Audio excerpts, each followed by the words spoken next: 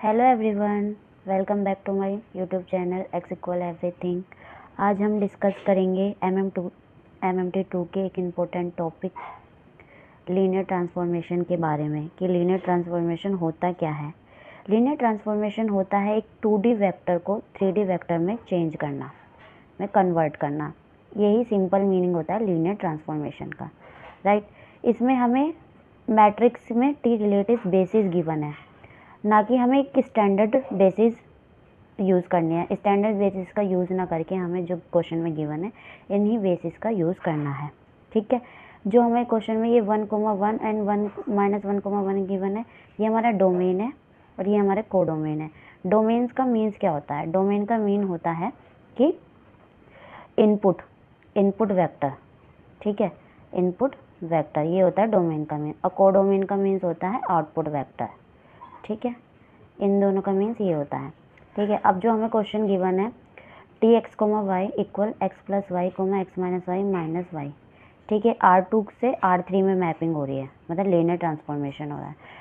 R2 का R3 में हो सकता है, बट R3 का R2 में नहीं हो सकता है, क्योंकि ये 2D वेक्टर है। 2D का 3D में मैपिंग हो सकती है, पर 3D की 2D में नहीं हो सकती है, ठीक है। अब इसमें हमें बेसिस गिवन है R2 की क्या, 1,1 एंड -1,1। हमने लेट R3 की बेसिस को क्या माना, b डैश, 1,1 और 1,10 1,00, ठीक है। इसमें हमें अप्लाई करना है कि बेसिस क्या है हमारे पास, ठीक है। यहाँ हम नॉर्मल स्टैंडर्ड बेसिस का यूज़ नहीं कर सकते, बल्कि गिवन बेसिस के रिस्पेक्ट में ही हमें मैट्रिक्स निकालते हैं, ठीक है।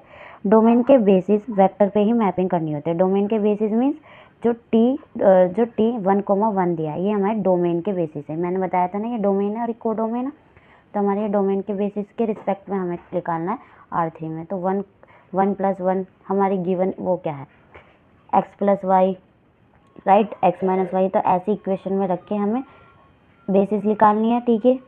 टी की R3 में निकालनी है, 1 + 1 1 - 1 1 - 1, ठीक है।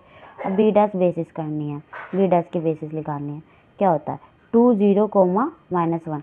अब हमने 2 0, -1 को लेंगे, उसी के रिस्पेक्ट में कंपेयर करेंगे, 3 स्केलर मानेंगे।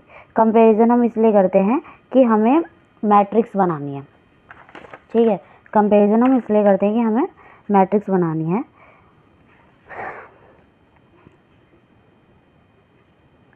सबसे पहले हम डोमेन के बेसिस वेक्टर पर ट्रांसफॉर्मेशन अप्लाई करते हैं, फिर उसके बाद हम उन वेक्टरों को कोडोमेन के बेसिस में एक्सप्रेस करते हैं, और जो कोफिशिएंट मिलते हैं वही मैट्रिक्स बनाते हैं। जैसे ये कोफिशिएंट हमें क्या मिले हैं, ये मिले हैं 1, -1, -2 -1,12, ठीक है। और कोऑर्डिनेट लीनियर ट्रांसफॉर्मेशन हमारा निकल के आ गया।